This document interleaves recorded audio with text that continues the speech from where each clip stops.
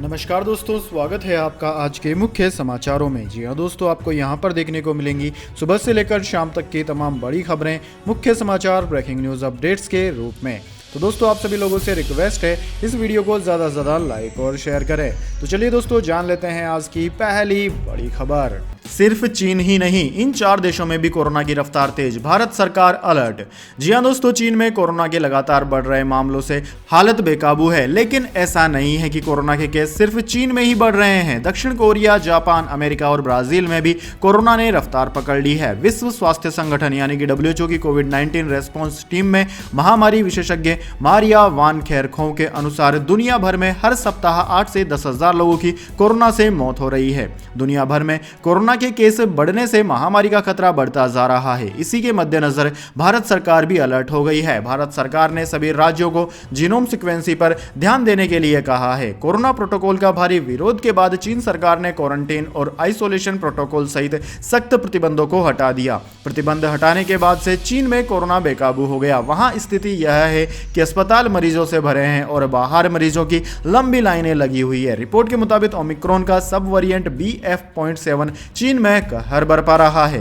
दोस्तों, चीन के अलावा फिलहाल कोरोना जापान में, दक्षिण कोरिया में, अमेरिका, ब्रिटेन में भी भारी तबाही मचा रहा है। इसके बाद दोस्तों, अगली बड़ी खबर। लाल किले से राहुल गांधी बोले, देश में भाईचारा, मीडिया हिंदू मुस्लिम के नाम पर नफरत फैला रहा, इन्हें सरकार कंट्रोल कर रही है।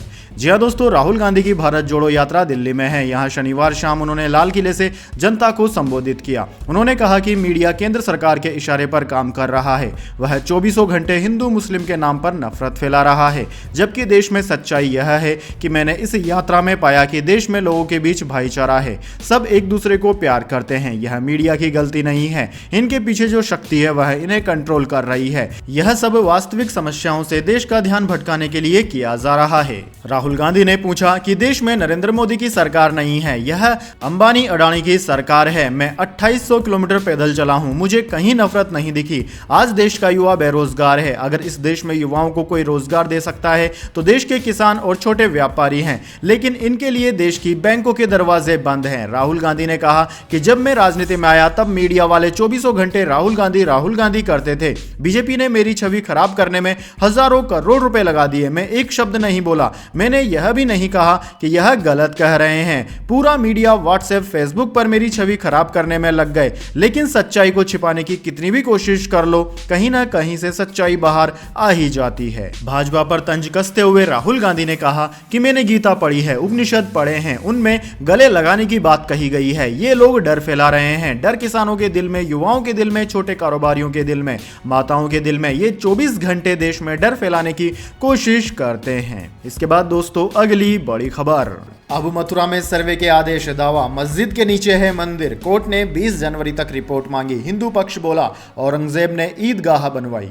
जी हां दोस्तों, मथुरा के श्री कृष्ण जन्मभूमि और शाही ईदगाह विवाद में जिला कोर्ट ने शनिवार को बड़ा आदेश दिया। यहां भी वाराणसी के ज्ञानव्यापी परिसर की तरह मस्जिद का सर्वे होगा। सीनियर डिवीजन की कोर्ट ने हिंदू सेना की याचिका पर यह आदेश दिया। रिपोर्ट 20 जनवरी को कोर्ट में पेश की जाएगी। सर्वे 2 जनवरी को होगा। हिंदू पक्ष का दावा है कि शाही ईदगाह में स्वास्तिक का चिन्ह मंदिर होने के प्रतीक के साथ मस्जिद के नीचे भगवान का गर्भगृह है।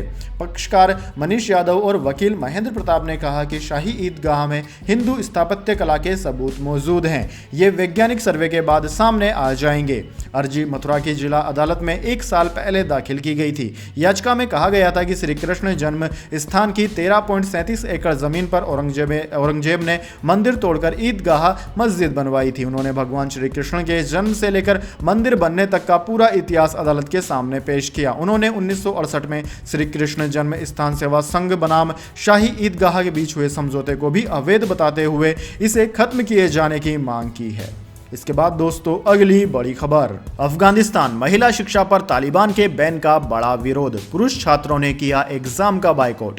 जी हां दोस्तों, अफगानिस्तान में तालिबान ने लड़कियों और महिलाओं की यूनिवर्सिटी शिक्षा पर रोक लगा दी। इसके बाद यहां तालिबान के इस फरमान का विरोध शुरू हो गया है। वहीं इसके विरोध में छात्राओं के साथ एकजुटता दिखाने के लिए अफगानिस्तान के नागरहार विश्वविद्यालय के पुरुष छात्रों ने परीक्षा का बायकॉट किया। इसके साथ ही नागरहार और कांधार में छात्रों ने तालिबान के इस फरमान के खिलाफ तख्तियां लेकर प्रदर्शन किया। न्यूज एजेंसी AFP के अनुसार तालिबान के उच्च शिक्षा मंत्रालय ने मंगलवार को अफगानिस्तान में महिलाओं के लिए विश्वविद्यालय शिक्षा पर अनिश्चितकालीन प्रतिबंध लगाने का आदेश दिया। इसके बाद इस आदेश की अंतर्राष्ट्रीय स्तर पर निंदा की जा रही है। संयुक्त राज्य अमेरिका और संयुक्त राष्ट्र ने इसे मानवाधिकारों का एक हनन और एक हमला करार दिया। दोस्तों, आपकी जानकारी के लिए बता दें कि तालिबान ने पिछले साल देश पर नियंत्रण हासिल करने के बाद से इस्लामिक कानून की अपनी सख्त व्याख्या को व्यापक रूप से लागू कर दिया है। इसके बाद दोस्तों, अगली बड़ी खबर, शाहरुख खान की पठान ने रिलीज से पहले ही रच दिया इतिहास। आइस थिएटर में रिलीज होने वाली पहली भारतीय फिल्म। जी हां दोस्तों, शाहरुख खान स्टारर पठान हर तरफ चर्चा में है। फिल्म और इसके गाने बेशरम रंग को लेकर कुछ विवाद भी है। इस गाने में दीपिका पादुकोण की बिकनी के रंग पर बवाल मचा हुआ है। पठान को लेकर इन दिनों हर तरफ बज बना हुआ है। 25 जनवरी को रिलीज होने जा रही फिल्म रिलीज के पहले ही इतिहास रचने के लिए तैयार है। शाहरुख खान की यह फिल्म कई मायनों में खास होने वाली है, जिनमें से एक है इसका आइस यानी कि इमर्सिव सिनेमा एक्सपीरियंस फॉर्मेट में रिलीज होना। जी हां दोस्तों, पठान ऐसी पहली भारतीय फिल्म है जो कि आइस फॉर्मेट में रिलीज हो रही है। सिद्धार्थ आनंद द्वारा निर्देशित स्पाई थ्रिलर 25 जनवरी को हिंदी, तमिल और तेलुगु में सिनेमाघरों में उतरने के लिए पूरी तरह से तैयार है। फिल्म में शाहरुख खान के साथ ही दीपिका पादुकोण और जॉन इब्राहिम की भी मुख्य भूमिकाएं हैं। फिल्म को रिलीज होने में अब बस 1 महीने का ही समय बचा है। अब पठान की रिलीज को लेकर आए नए अपडेट से फैंस में इसका इंतजार और तेजी से होने की संभावनाएं बढ़ गई है। इसके बाद दोस्तों, अगली बड़ी खबर, वीडियोकॉन ICICI केस, पूर्व CEO चंदा कोचर पति दीपक 3 दिन की CBI हिरासत में। जी हां दोस्तों, ICICI बैंक की पूर्व CEO चंदा कोचर और उनके पति दीपक कोचर को विशेष अदालत ने 3 दिन के लिए CBI की हिरासत में भेज दिया है। वीडियोकॉन ICICI बैंक धोखाधड़ी के इस केस में CBI ने शुक्रवार को दोनों को गिरफ्तार किया था। इसके बाद CBI ने अदालत से दोनों आरोपियों की 3 दिन की कस्टडी मांगी थी। दोस्तों, आपकी जानकारी के लिए बता दें, यह मामला करीब 3,250 करोड़ रुपए के लोन से जुड़ा हुआ है। आरोप है कि ICICI बैंक ने वीडियोकॉन समूह को यह लोन देने में अनियमितताएं की थी। जब यह धोखाधड़ी हो रही थी उस वक्त चंदा कोचर बैंक की CEO थी। इस मामले में बवाल फरवरी 2019 में तब मचा जब परिवर्तन निर्देशालय यानी कि ED ने आपराधिक मुकदमा दर्ज किया। इसके तहत ही आरोपियों पर कार्यवाही की गई। चंदा कोचर पर भेदभाव और वीडियोकॉन समूह को लाभ पहुंचाने के आरोप लगे हैं। इसके बाद दोस्तों, अगली बड़ी खबर, अभिनेत्री तुनिशा शर्मा ने मेकअप रूम में चुन ली दर्दनाक मौत। सीरियल महाराणा प्रताप से की थी करियर की शुरुआत।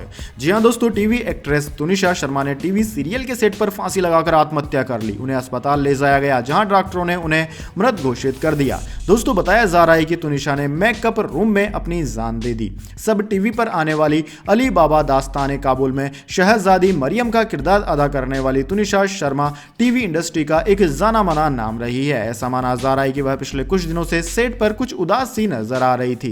20 साल की तुनिशा ने अपने करियर की शुरुआत टीवी शो भारत का वीर पुत्र महाराणा प्रताप से की थी। इसके बाद वह चक्रवर्ती अशोक सम्राट, गब्बर मूंछवाला, शेर पंजाब, महाराणा रणजीत सिंह, इंटरनेट वाला, लव इश्क, सुभान अल्लाह और अली बाबा दास्तान काबुल जैसे सीरियल्स में नजर आई। इसके बाद दोस्तों, अगली बड़ी खबर, MFCG कंपनियां तेजी से कर रही है विस्तार। बिस्किट, साबुन और टूथपेस्ट जैसे प्रोडक्ट्स की 11% तक बढ़ी बिक्री। जी हां दोस्तों, MFCG सेक्टर्स पर महंगाई ने ज्यादा असर नहीं दिखाया। चालू वित्त वर्ष यानी कि मार्च 2023 तक इनकी बिक्री 7 से 9% बढ़ने का अनुमान है। संगठित क्षेत्र की कंपनियों की बिक्री इससे ज्यादा 9 से 11% बढ़ सकती है। हाल ही की तिमाहियों में इस सेक्टर की बड़ी कंपनियां तेजी से असंगठित क्षेत्र हथिया रही है। दरअसल दोस्तों, देश में खास तौर पर शहरी इलाकों में बिस्किट, साबुन, टूथपेस्ट जैसे रोजाना खपत के प्रोडक्ट्स की मांग बढ़ रही है। इसी बीच MFCG कंपनियों ने कई छोटे बड़े ब्रांड का अधिग्रहण करके विस्तार की रणनीति अपना रखी है। रेटिंग एजेंसी क्रिसिल के मुताबिक अगले वित्त वर्ष में MFCG सेक्टर की ग्रोथ 10% के आसपास रहने की संभावना है। इसके बाद दोस्तों, अगली बड़ी खबर, राजस्थान टीचर भर्ती का GK पेपर लीक, मास्टरमाइंड हुआ गिरफ्तार। चलती बस में सॉल्व कर रहे थे 40 छात्र, 7 लड़कियां भी, 10-10 लाख में डील। जी हां दोस्तों, राजस्थान में शनिवार को सीनियर टीचर भर्ती परीक्षा होनी थी, लेकिन एग्जाम शुरू होने से पहले ही परीक्षा का पेपर लीक हो गया। उदयपुर में 40 स्टूडेंट्स बस में पेपर सोल्व करते पकड़े गए। इसे लेकर अजमेर, उदयपुर, अलवर समेत राज्य भर में छात्रों ने हंगामा और प्रदर्शन किया। इसके बाद आनन फानन में सुबह 9 बजे एग्जाम शुरू होने से ठीक पहले पेपर लीक कैंसिल कर दिया गया। राजस्थान माध्यमिक शिक्षा बोर्ड ने साफ किया कि आज दूसरी पारी में होने वाली परीक्षा होगी। सिर्फ सुबह की ही पारी में होने वाला जीके का पेपर स्थगित किया गया है। इस पेपर को 4 लाख छात्र देने वाले थे। अब ये एग्जाम कब होगा, इसकी जानकारी नहीं दी गई है।